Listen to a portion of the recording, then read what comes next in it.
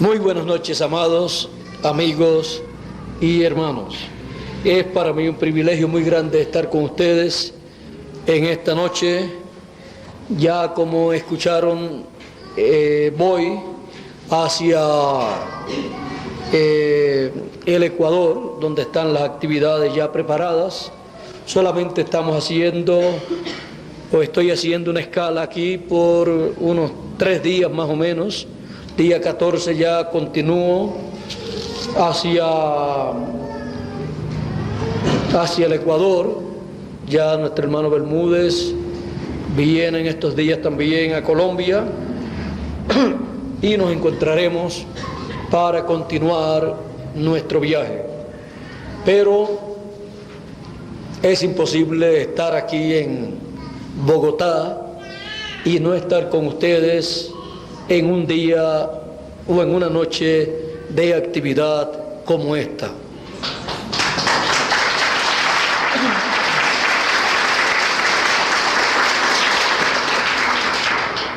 Aunque la garganta no la tengo funcionando muy bien, el domingo pasado la tuve muy afectada también para la actividad del domingo. Con todo y eso, mi corazón está con ustedes.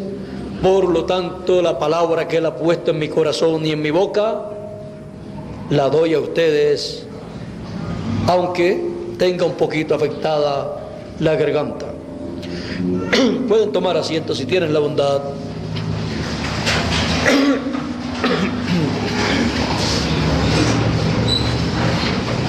Y conociendo que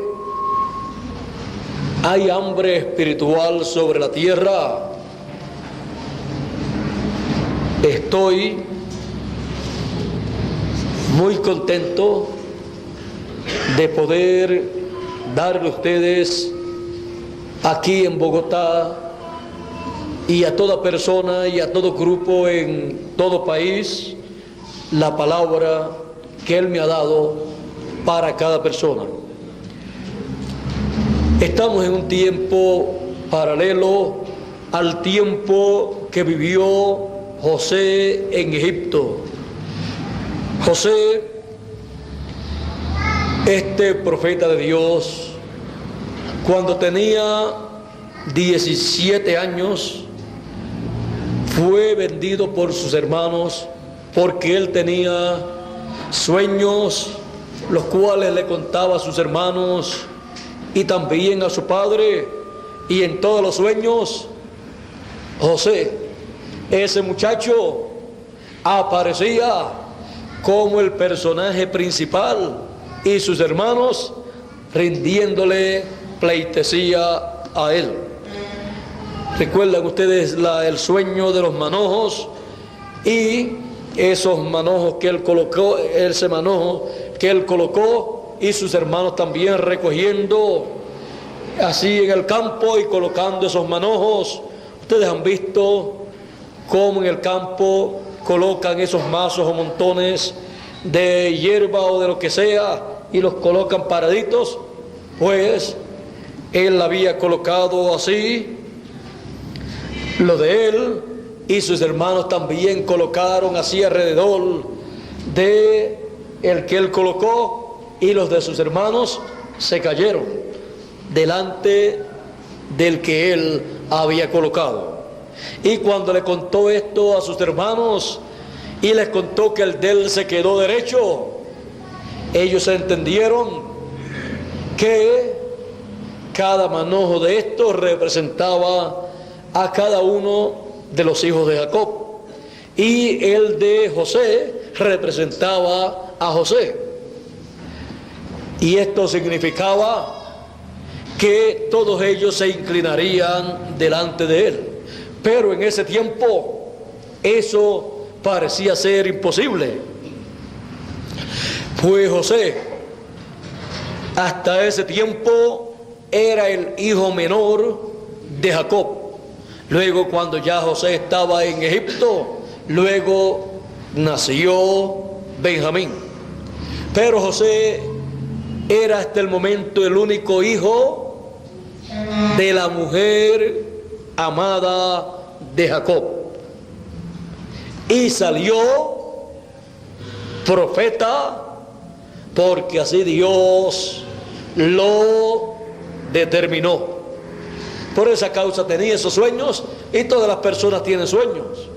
Pero una cosa es lo que sueñe una persona y otra cosa es lo que sueñe un profeta de Dios. Así es que este sueño, aunque parecía ser algo sencillo, estaba mostrando lo que acontecería más adelante en la vida y trayectoria de José y sus hermanos, y aún de su padre también, porque en el otro sueño, en el segundo sueño que le contó a ellos, dice que vio al sol y a la luna y a 11 estrellas inclinándose delante de él. Eran 12 estrellas, pero se inclinaron 11, porque 11 se inclinaron delante de una, porque esa número 12 era José. Y aún la luna y las estrellas, la luna representando a su mamá y las estrellas representando a Jacob, o sea, la luna representando a su mamá y el sol representando a Jacob y las estrellas a sus 11 hermanos. Bueno, cuando José contó este sueño a sus hermanos y a su papá, sus hermanos se llenaron de celo, de ira, y le odiaron aún más con este segundo sueño, porque sus hermanos, por causa del amor que le tenía Jacob a su hijo José, el cual le había hecho a José una túnica de colores, y sus hermanos sabían que Jacob amaba más a José que a todos los demás hijos que él tenía, le odiaron grandemente, pues era el hijo de su mujer amada. Así es que todo ese amor también lo depositó sobre su hijo. Y lo grande para Jacob fue que le salió un hijo profeta. Jacob no sabía lo grande que era este hijo profeta en el programa de Dios, pero él vio en este sueño que tuvo José lo que esto representaba. Y Jacob le dijo a José: ¿acaso tu madre y yo también nos hemos de inclinar delante de ti? Bueno, no era una cosa si ellos querían o si José deseaba que lo hicieran, sino que en estos sueños que José tenía, Dios estaba reflejando el programa que él llevaría a cabo en la vida de José, y lo mostró en esta forma sencilla. Y aunque era una forma sencilla, el cumplimiento de estos sueños era una cosa grande.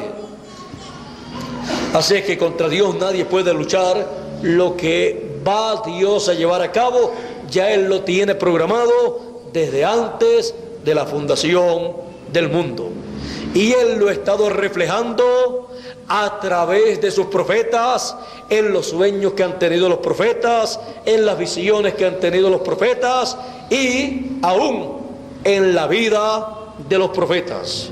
Por ejemplo, tenemos a Abraham y también a Jacob. En la vida de Abraham y en la vida de Jacob se reflejó el tiempo o futuro del pueblo hebreo.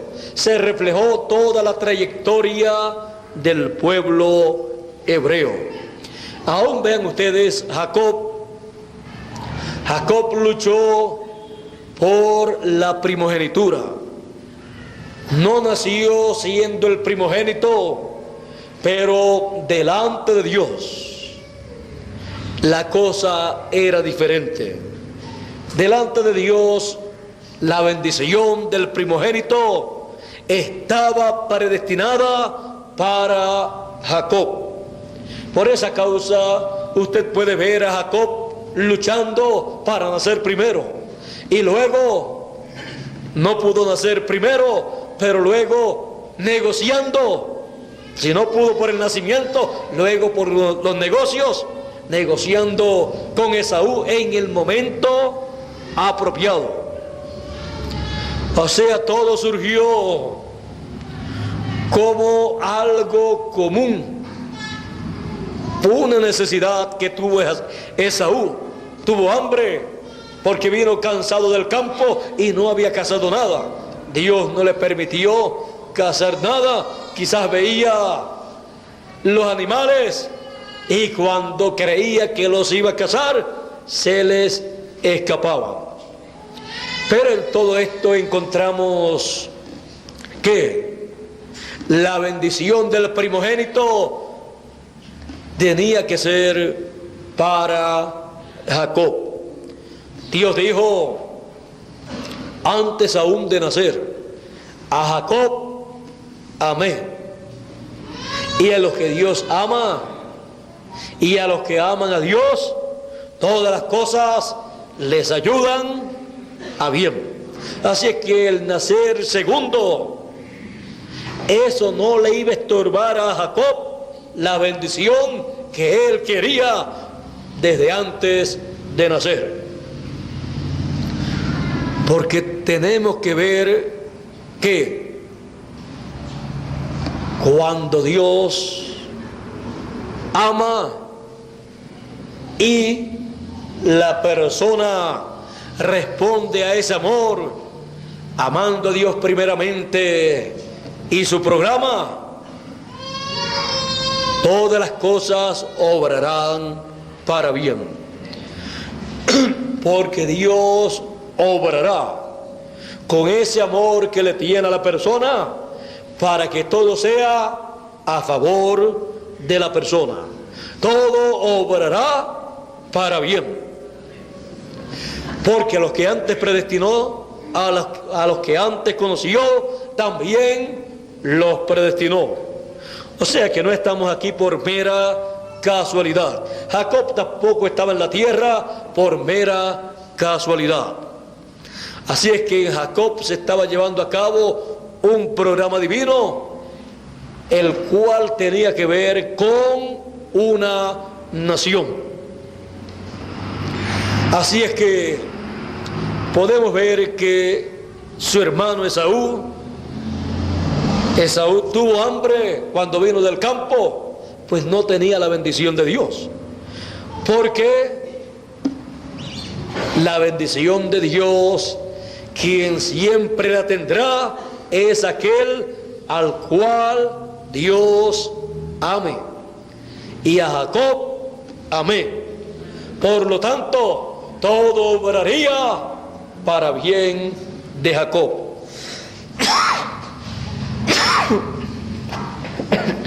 Y todo lo que Esaú creía que tenía, lo perdería, porque nunca podrá recibir la bendición de Dios una persona a la cual Dios aborrezca.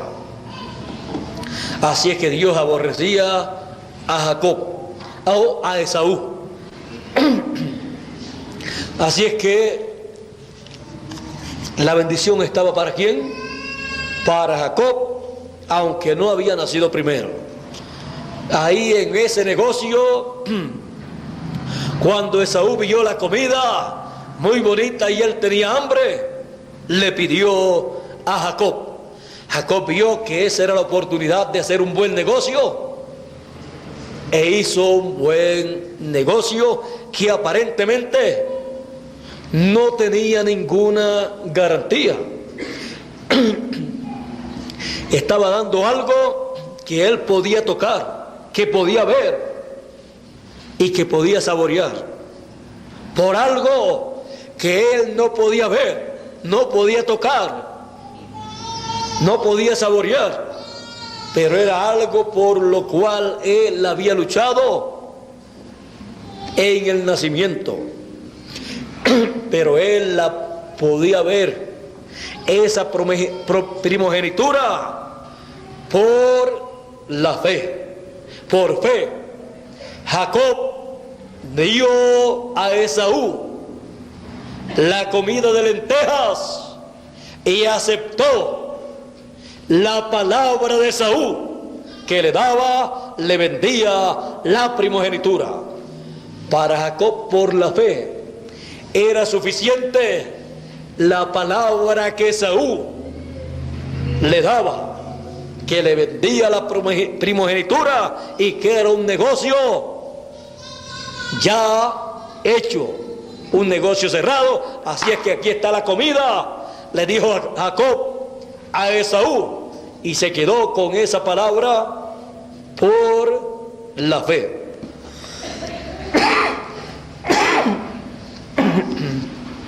Ahora vea que después que se tiene esa palabra de la primogenitura, todavía hay que luchar. Después luchó para que su padre Isaac le echara la bendición del primogénito, ya que él había comprado la primogenitura. ¿Y quién le iba a reconocer ese negocio? Esaú. Si llega delante de su padre y está Jacob, le dice: no, yo tenía hambre y yo le pedí comida y él me dijo que le diera la primogenitura, pero eso es algo que no se puede dar. Yo le dije que sí, porque si no, no me daba la comida, pero tú sabes, papá, que eso no se puede dar ni vender. Eso se obtiene cuando uno nace. Su padre le iba a echar la bendición a Esaú, pero tenía que echar la bendición del primogénito a la persona que tenía la primogenitura. Y vean ustedes, en una forma sencilla, Jacob tenía el derecho a la primogenitura por el negocio que hizo y por la bendición de Dios, porque Dios lo amaba, aunque no tenía una evidencia de que era dueño de esa primogenitura. Todos a través de la Biblia han luchado por la primogenitura y luego por la bendición de esa primogenitura. Ahí tenemos a Jacob, que luchó y logró que su padre le echara la bendición. Ahora ustedes pueden ver toda la trayectoria de la vida de Jacob, cómo se reflejó el programa divino, el cual se llevaría a cabo en el pueblo hebreo.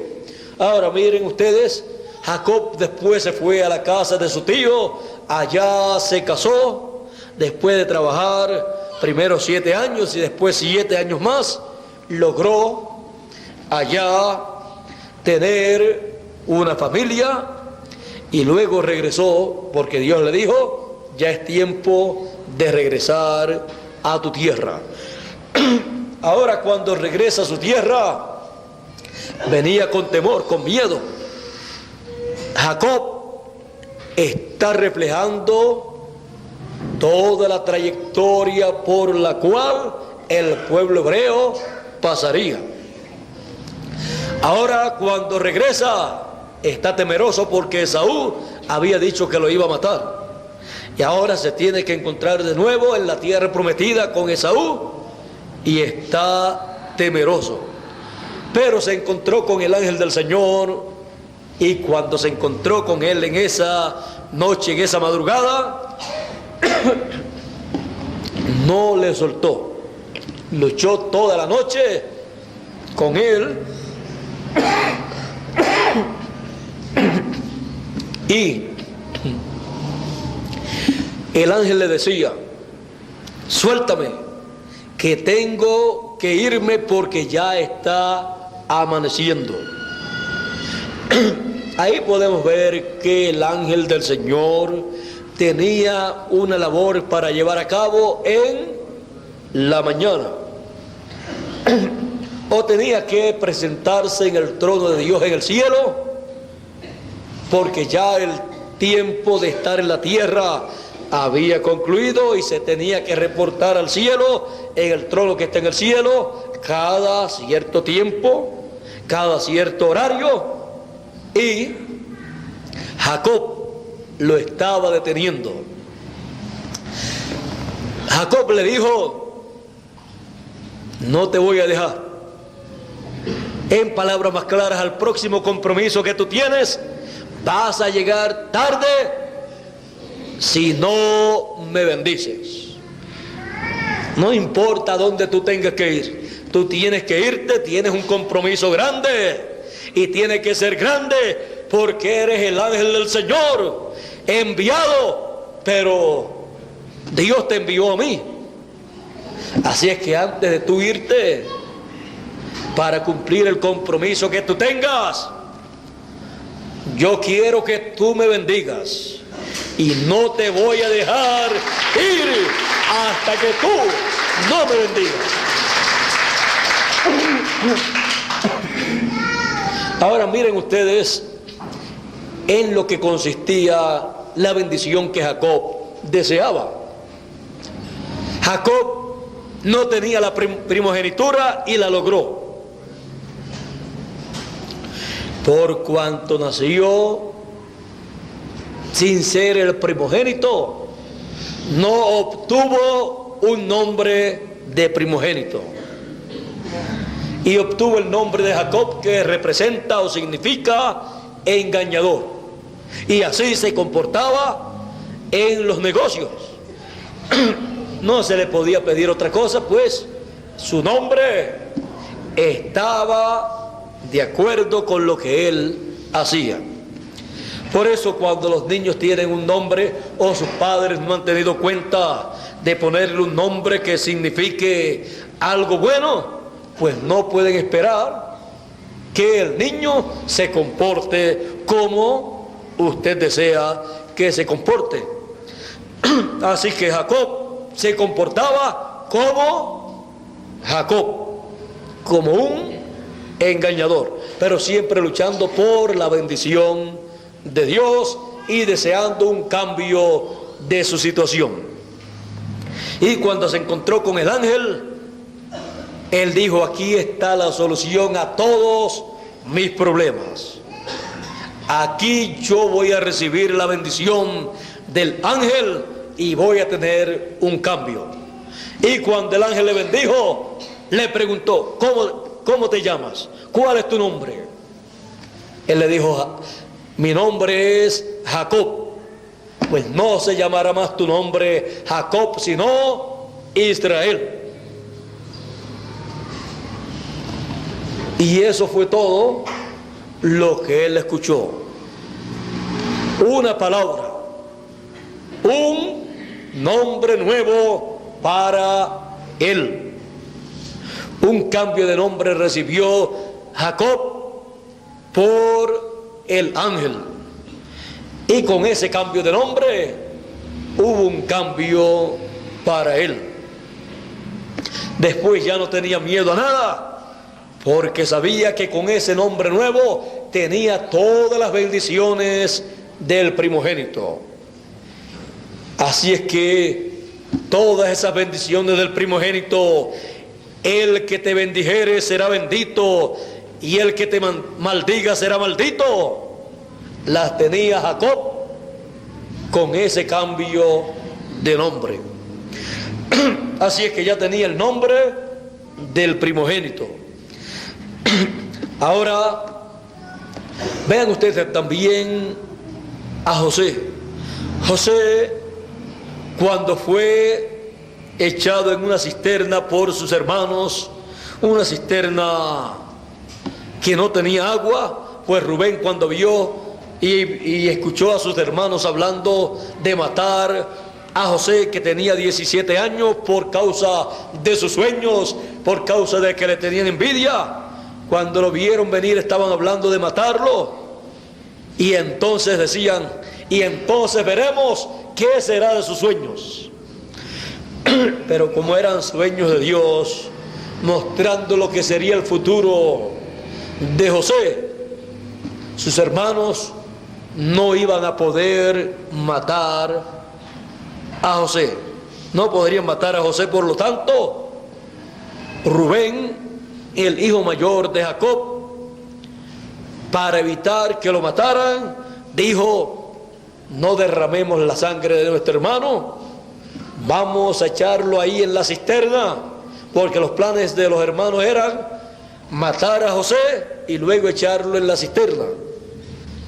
Rubén dijo: no, si lo echan en la cisterna como está seca, no hay problema, pero si lo matan y lo echan, ya no hay remedio. Así es que vamos a echarlo en la cisterna sin matarlo, y así pues resolvemos el problema. No lo vamos a tener aquí en medio nuestro y en medio de esta temporada que estamos pastoreando las ovejas, por lo tanto no nos va a estar molestándonos a nosotros. Así es que lo echamos allí y se va a estar quieto, para luego Rubén sacarlo de allí y enviarlo a su padre. Pero mientras estaba en la cisterna, vieron los hermanos que querían matar a José, vieron unos madianitas o ismaelitas que venían con sus camellos llenos de mercadería, iban para Egipto, e hicieron su trayectoria por el área donde estaban los hermanos de José pastoreando sus ovejas. Y los hermanos dijeron, principalmente Judas o Judá, este es un detalle muy importante que ustedes nunca habían visto, ni yo tampoco. Vino Judá y dijo: vendamos a nuestro hermano. Y todos estuvieron de acuerdo y lo vendieron a esos ismaelitas o madianitas por 30 piezas de plata. Y se lo llevaron a Egipto, en donde lo vendieron allá también. ¿Se han dado cuenta que a José, que está representando a Cristo ahí en esa etapa, representando al Señor en su primera venida, lo vendió aquí? Vamos a leerlo para... Dice: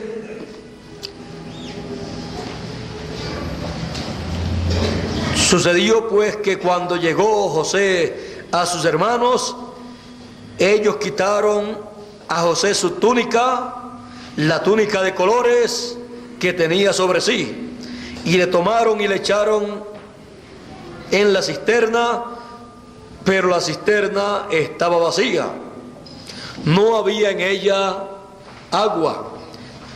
Y se sentaron a comer pan, y alzando los ojos miraron, y he aquí una compañía de ismaelitas que venía de Galat, y sus camellos traían aromas, bálsamo y mirra, e iban a llevarlo a Egipto. Entonces Judá dijo a sus hermanos: ¿qué provecho hay en que matemos a nuestro hermano y encubramos su muerte? Venid y vendámosle a los ismaelitas, y no sea nuestra mano sobre él, porque él es nuestro hermano, nuestra propia carne. Y sus hermanos convinieron con él. Y cuando pasaban los madianitas, que son los mismos ismaelitas, mercaderes, sacaron ellos a José de la cisterna y le trajeron arriba, y le vendieron a los ismaelitas por 20 piezas de plata. Por 20 piezas, había dicho 30, fueron 20 piezas de plata y llevaron a José a Egipto. Ahora ven ustedes que el que tuvo el plan de vender a José fue Judas o Judá.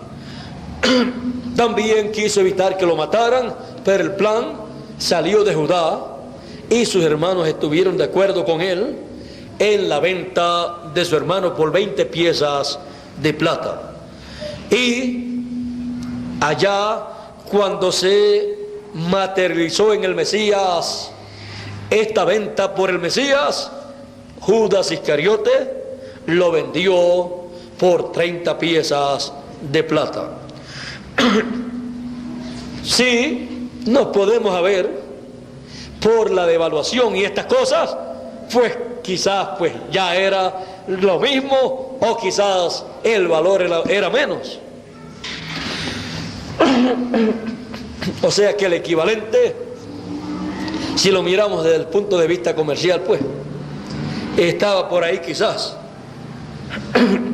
Bueno, pero esto no es lo importante, sino que lo vendieron por dinero. Ahora, vieron ustedes que el que tuvo el plan de vender a José se llamaba Judá, y el que tuvo el plan de vender a Jesús se llamaba Judas Iscariote. Bueno, pueden ser casualidades, aunque en el programa divino no hay casualidades. Bueno, ya hemos visto cómo todo esto se ha estado moviendo, cómo la vida de José, siendo un profeta que estaba reflejando la primera venida y la segunda venida de Cristo, del Mesías, del Hijo del Hombre, cómo tenía una trayectoria que seguir. Aunque José no la entendía, José estaba viviendo en su propia carne esa trayectoria que se estaba reflejando en la vida de él. Ahora vean ustedes, cuando llegó a Egipto tuvo un sinnúmero de problemas, pero luego, por los mismos sueños por los cuales había sido aborrecido de sus hermanos y había sido vendido, por tener sueños de Dios y tener la interpretación a los sueños del faraón y también de otras personas, subió al trono para cumplirse así los sueños que había tenido relacionados con su papá, su mamá y sus hermanos. Ahora ven ustedes, cuando subió al trono, fue el segundo en el trono y no se movía una mano ni se movía un pie sin la autorización de José. Y cuando él salía se tocaba la trompeta y se anunciaba que José había salido, que estaba caminando, y toda rodilla se doblaba a la presencia de José. No importaba lo que estuviera haciendo la persona, no había nada más importante que la presencia de José en ese momento.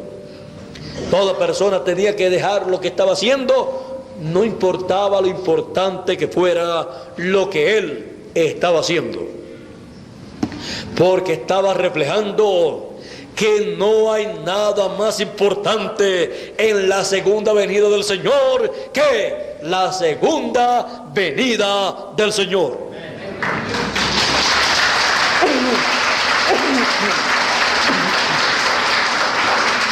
Y toda persona está llamada a atender la segunda venida del Señor, aunque tenga que dejar lo que tenga que dejar.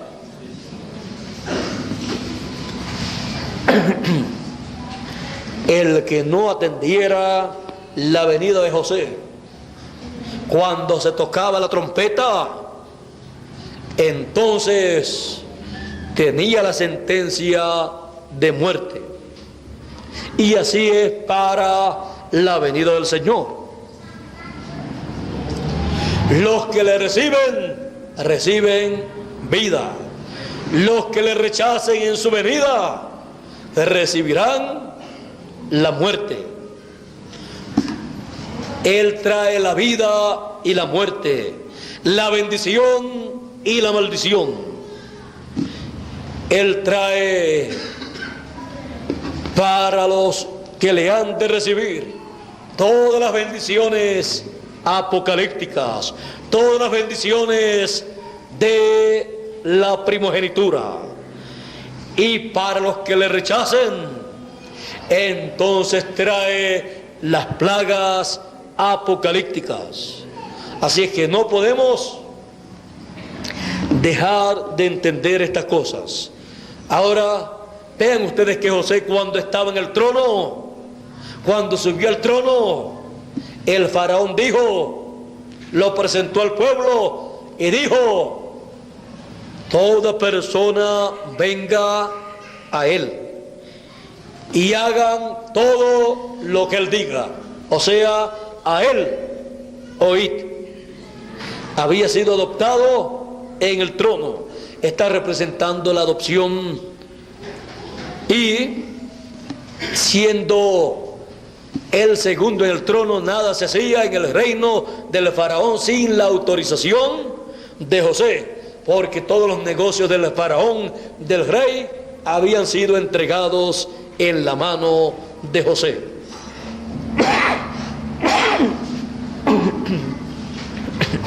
El administrador del reino del faraón era José, y el faraón, que representa a Dios, le puso un nombre nuevo. Así es que vean ustedes, el Señor Jesucristo también tiene un nombre nuevo conforme a su promesa. Así es que cuando el pueblo hebreo o sus hermanos le vieron en la tierra de Israel, se llamaba José. Cuando le vieron entre los gentiles como el segundo en el reino, como el administrador del trono del faraón, se llamaba de otro nombre. Tenía un nuevo nombre, el cual el faraón le había dado. Se llamaba Zaphnath Panea, un nombre raro, pero era el nombre que el faraón le había dado, y con ese nombre administraba el reino del faraón, y así tenía el nombre con el cual reinar, conforme a la promesa divina. Así es que ese nombre que había recibido era el nombre con el cual había sido adoptado en el trono del faraón, el cual representa el nombre nuevo que el Señor Jesucristo recibió cuando ascendió al cielo victorioso y se sentó en el trono de Dios. Se sentó en el trono victorioso y recibió un nuevo nombre. Así es que cuando los hebreos le vean en su segunda venida, le verán y le reconocerán con el nuevo nombre del Señor Jesucristo. Le verán como rey sobre el trono, administrando los negocios de su Padre. Estará en el tiempo en que habrá hambre sobre toda la tierra, no hambre de pan ni sed de agua, sino de oír la palabra de Dios. Estamos en un tiempo en que las naciones tienen hambre, los seres humanos tienen hambre espiritual de oír la palabra de Dios, y solamente el Señor en su segunda venida podrá alimentar con el pan de vida eterna, con la palabra de Dios, con el maná escondido, a todo ser humano, gentiles y hebreos también. Pues el alimento que José almacenó, luego lo utilizó para gentiles primeramente y luego para los hebreos. Así será en este tiempo final.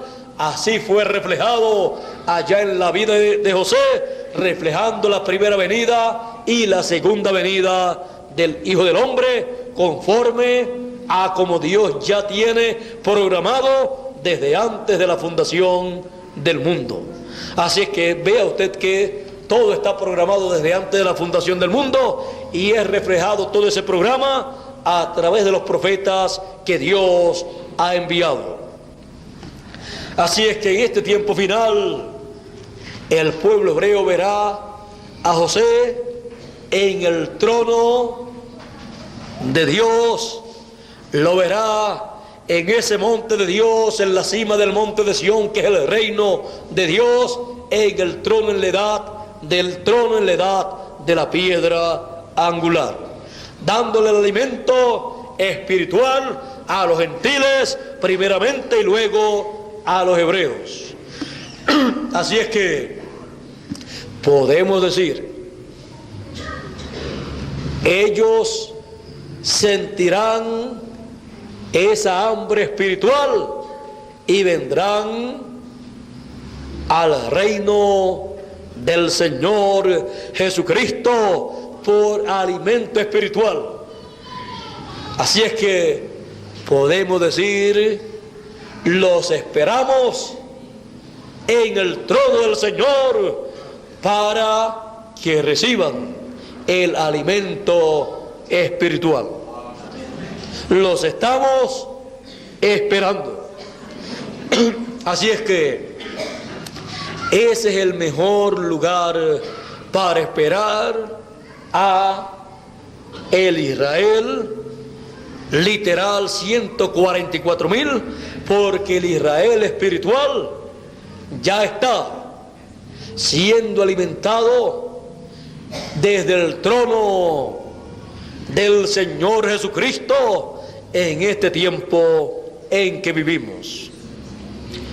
Bueno, hay hambre sobre la tierra, pero hay alimento en el reino del Señor, como hubo alimento en el reino del faraón.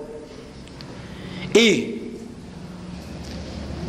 hay alimento para gentiles y para hebreos. Hambre en toda la tierra, pero hay alimento en el reino de nuestro Dios. Hambre sobre la tierra. Dios les bendiga, Dios les guarde.